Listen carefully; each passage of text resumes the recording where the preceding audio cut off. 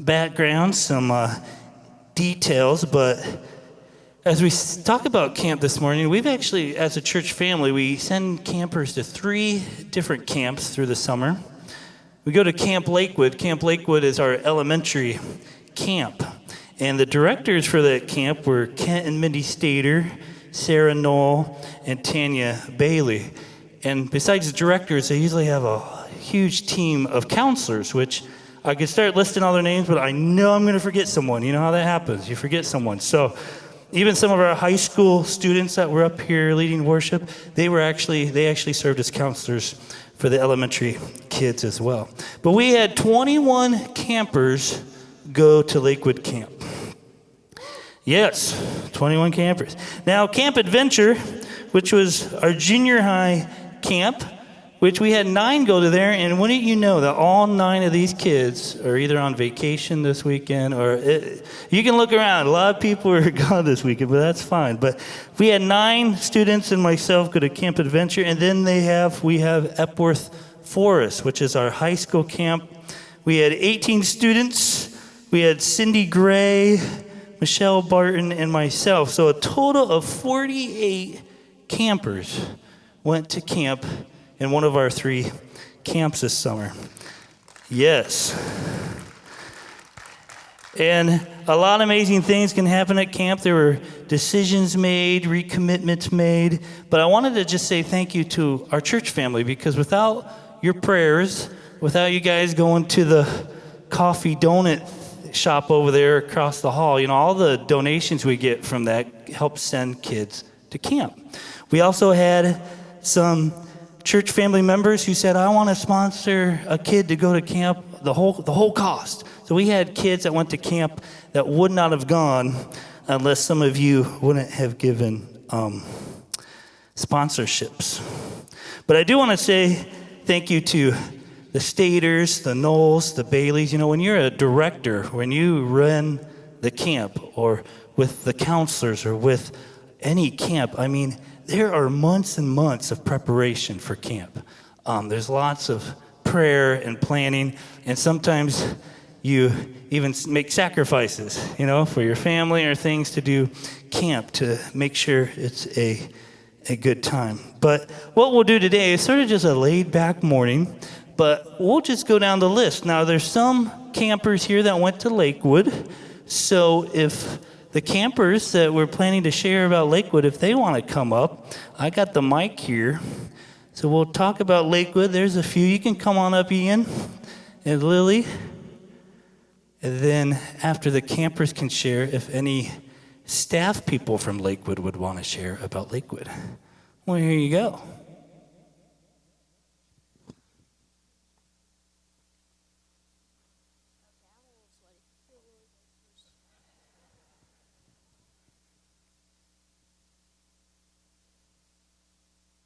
I like the mammoth swing, and it just went really fast. I also like the zip line. It kind of gave me a headache.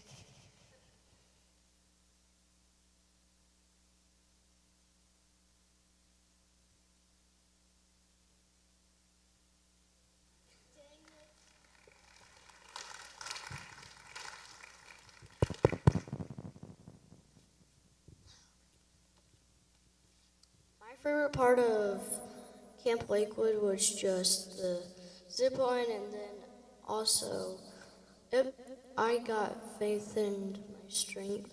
My strength was faith. Okay, my faith was straightened. I have nothing else to say because I'm speechless. Well, thank you for sharing. Now, was there any staff or counselors that wanted to share about Lakewood? You can come on up. Thank you, Casey.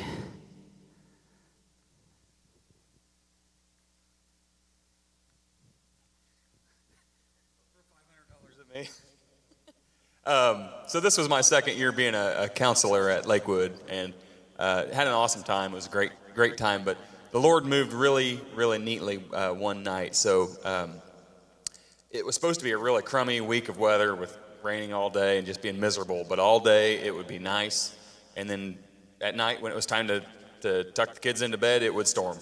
And so that was fine. One night we were on our way back. It was time to take showers and so forth, and the storm was blowing in, and it was maybe even a tornado warning real close by. And so we kind of had to rush all the kids to the basement of one of the buildings, and kids were all worried and nervous and crying, and it was kind of a rough time. But the Lord moved over that next hour while we were in that basement. And Kent Stater shared some of his testimony, which was just totally impromptu, but the Lord used it so mightily, and kids, it was just a really neat time. And so it was great for me to see how the Lord will take something that, that you would think wouldn't be a good thing, but he'll use it for the best. And so it was a great time. Lakewood's a neat camp. The kids got to go on zip lines. The mammoth swing she was describing was, you sit on this thing and the other kids grab a rope and pull it, and there's a block and tackle and telephone poles up in the air, and they pull a ripcord and down they go. And it was just neat. The kids had a lot of fun and swimming in the lake, and it was a great time. So glad I went, and that is my story.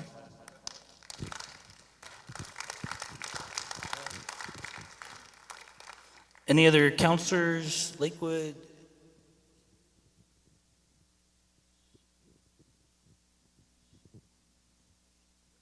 Well, if no one shares for Lakewood, I had to have junior hires send me texts since I knew none of them was going to be here this weekend. But a few messages from our junior high campers is, one sent me a message that, I was very angry at camp. I had a lot of anger in my heart about many things, and being, part of the group that was from this church and just being there, I felt the anger get less and less throughout the week at camp. So that's amazing. And then another junior high camper said, I had a lot of doubts about my faith, a lot of questions I had answers to, and being at camp helped me, get a lot of answers to the questions I had about my faith. And then one student was very helpful, because if it wasn't for someone offering a full scholarship, a camper couldn't even have gone. So they were really thankful for those that went above and beyond and gave for campers to experience that. But that's junior high. That was Camp Adventure. We had Camp Lakewood. Was there anyone else for Camp Lakewood? I didn't want to cut anyone off. But then we have high school camp. So whoever wants to share about high school camp, come on up.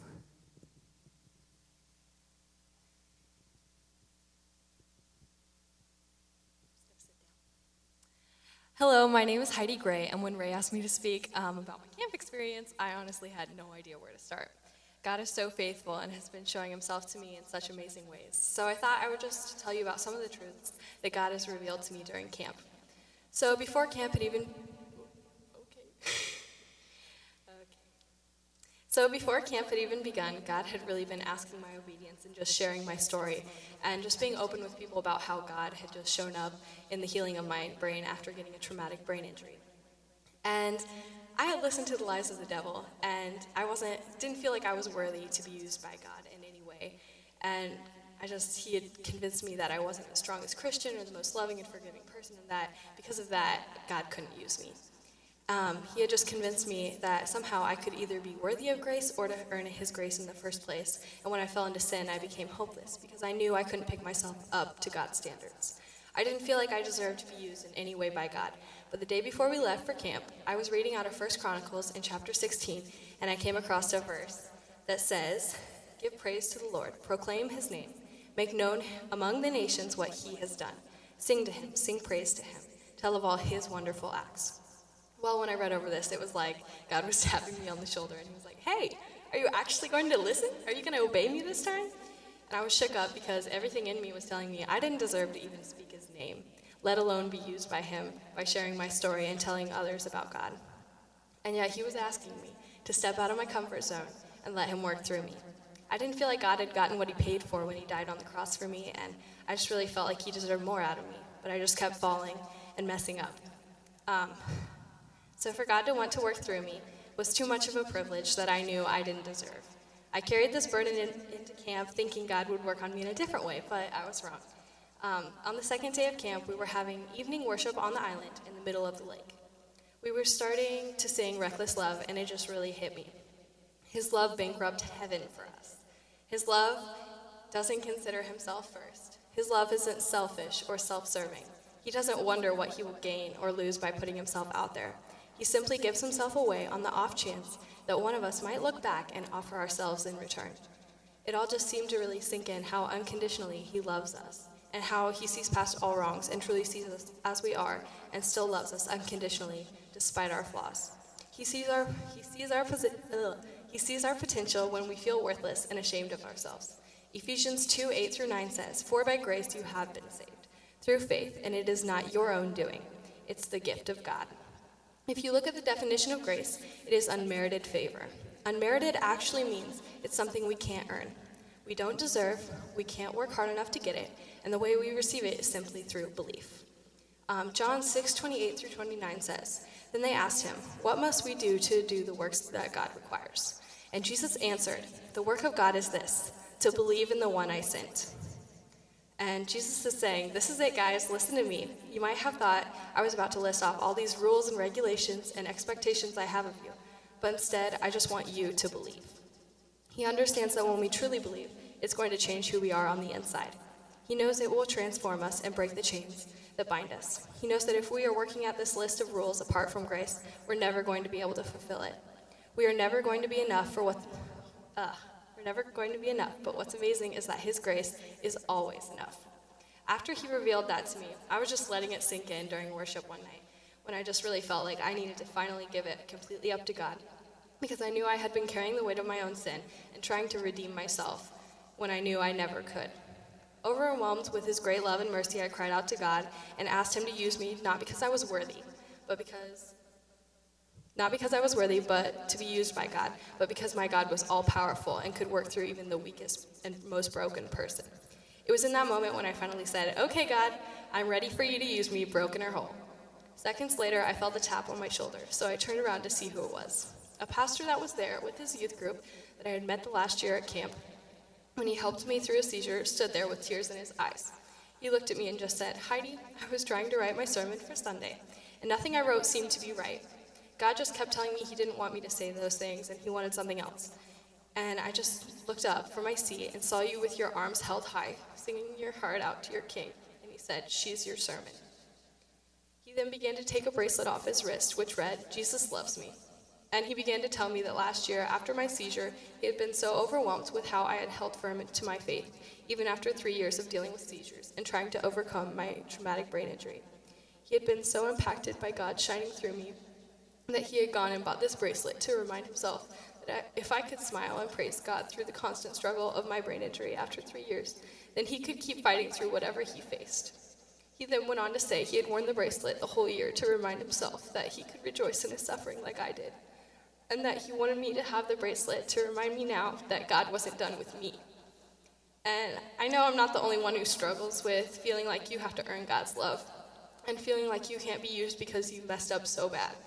But I just really want you to know that God's not done with you. He's never going to be done with you.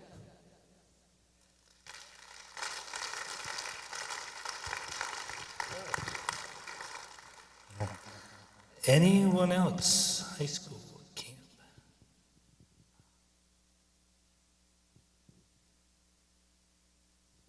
Hello, so my name is Maddie, and it was my second year at camp at Epworth, and I was just going to talk about how much our youth group family grew there, and I just really appreciated being able to hang out with my youth group after not being able to come to church for a few weeks because of softball, and that was really encouraging to me, so I just enjoyed the time playing and worshiping together and just hanging out, so yeah.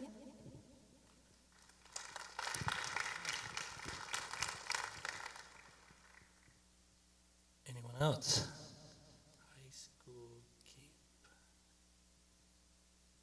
Okay. Oh, there, thank you. Thank you.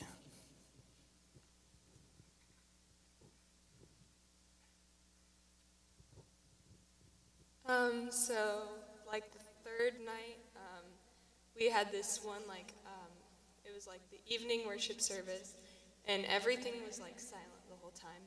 There was no speaking, no singing, and they just like showed things on the screens, and as we read like scriptures and things. But like afterwards, I became a diabetic this year, and it just has brought like a lot of stress into my life, and it's been really like a struggle recently. So, and I'm not the sort of person who's very open about things. And so I just bottled it up and been like, you're fine, and just tried to cover it all up. And that night, I just let it all out and stopped trying to control everything, because I can't, and God is the only one who can control things. And I just opened up and let it all out to him, because he's the only one who can really take care of me. I can't do that all by myself. And that's about it. And also, we like became such a like close family at church camp, and it just like, a youth group is the place I feel at home, and you feel like you're loved and accepted, and everyone just loves you for the way you are, and you can just be yourself. And so that's what my camp experience was like. And, yeah.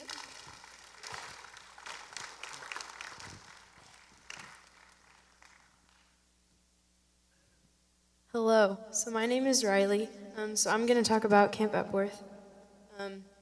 So this was the same night that April was talking about. It was like the silent night kind of theme. That was really, really powerful to me, especially during the worship. Like after we had our like silent time, we had a really long time of worship, and that was really, really powerful for me, because earlier in the week I had been praying, and even before camp I was like, okay, God, show yourself to me. I want to feel you. I want to feel like I've never felt you before, and I want to go deeper after camp. And God definitely showed up that night, and I was getting kind of discouraged throughout the week, because the first couple days I hadn't really felt God. Like I felt his presence, and I knew that he was there, and I was just holding on to hope that he was going to show up eventually, and he definitely did, in the best way possible.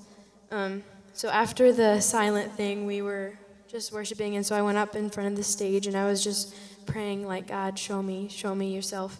And so after a while, I was just closing my eyes, and I just had my hands raised, and I don't remember when, but at some point I didn't even really hear the music or the words that everyone was singing. I just felt God's presence, and it was just so there.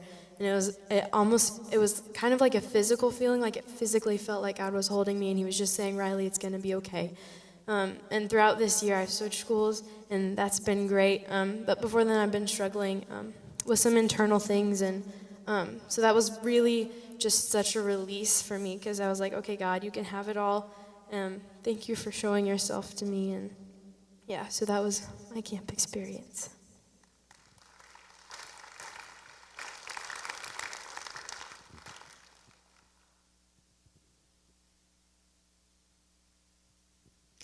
Well, as you can see, I'm not one of the students. But as lengthy,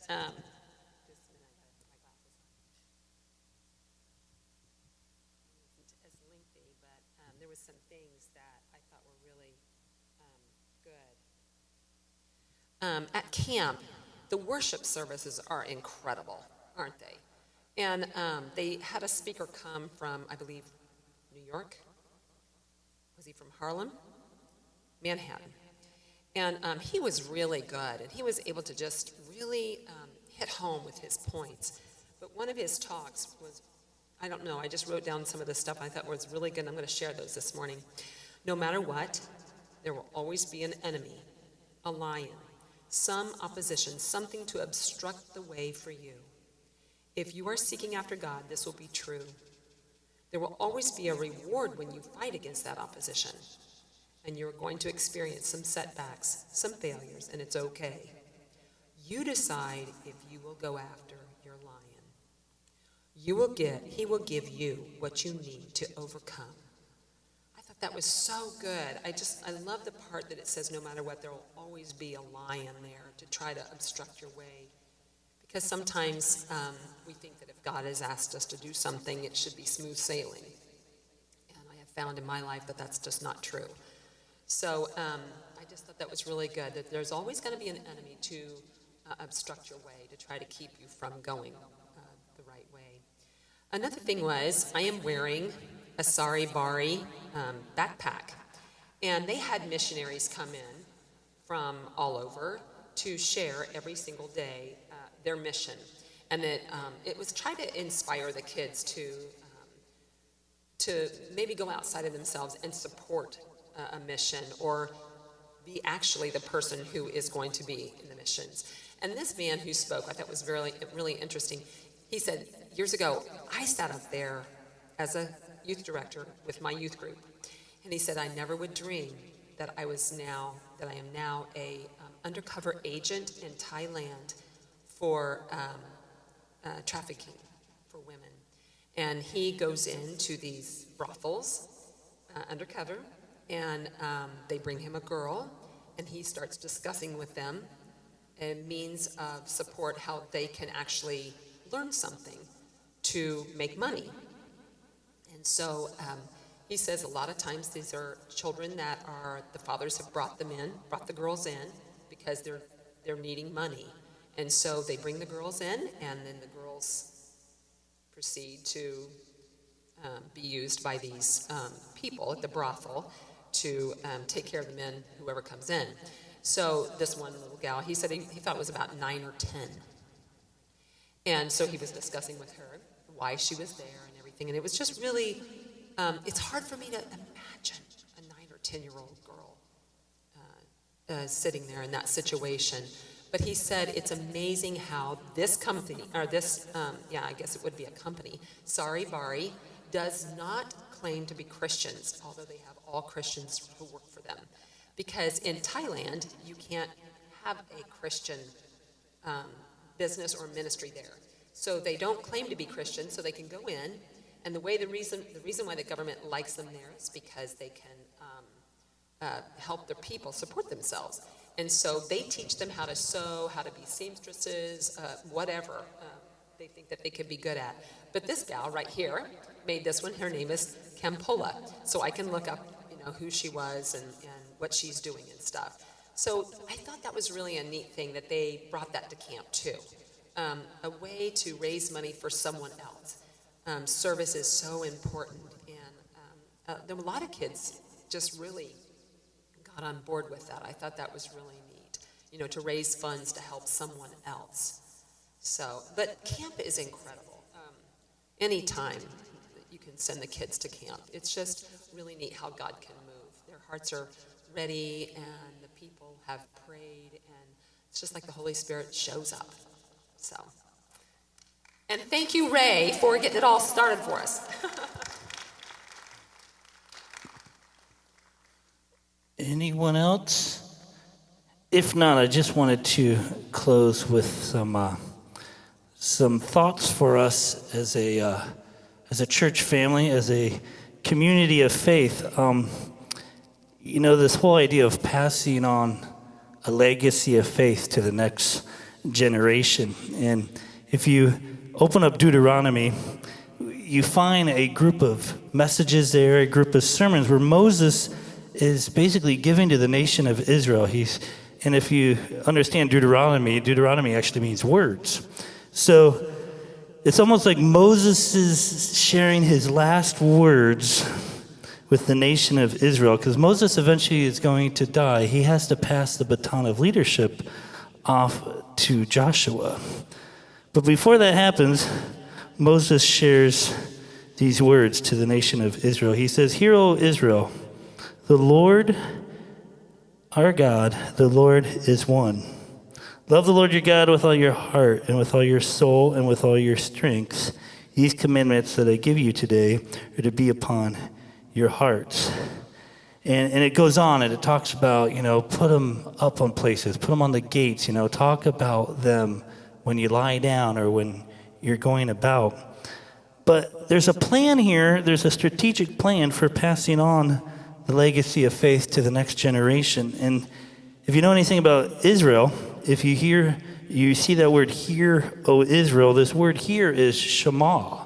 It means more than just hear. It means that you have to listen, you have to obey, you have to take action. And that's what Moses is telling the people, that you need to be prepared because you're going to go into the promised land and you've already got a handle on being in slavery in Egypt with all these other gods that people worship. And you need to remember that you have the one true God. Your God is the only God. And as you go into the promised land, you're going to even encounter even other gods that people worship and believe. But it says in verse 5, love the Lord your God with all your heart, with all your soul, and with all your strength.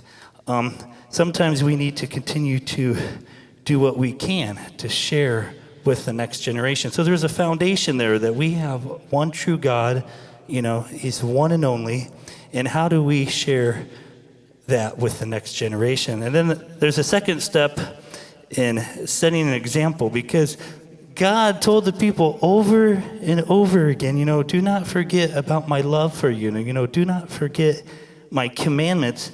And if you go to the book of Judges, there's some sad news, because Judges 2:10, it says, "And all that generation also were gathered to their fathers, and those arose another generation after them who did not know the Lord and did not know the work that he had done." So you see a pattern over and over again, generation after generation. Israel didn't set a good example for the next generation to follow. Now I have 3 sons, and I have a memory of my oldest son that seemed like it just happened yesterday. I came into the kitchen one night, and there's my son Clayton drinking out of a milk carton.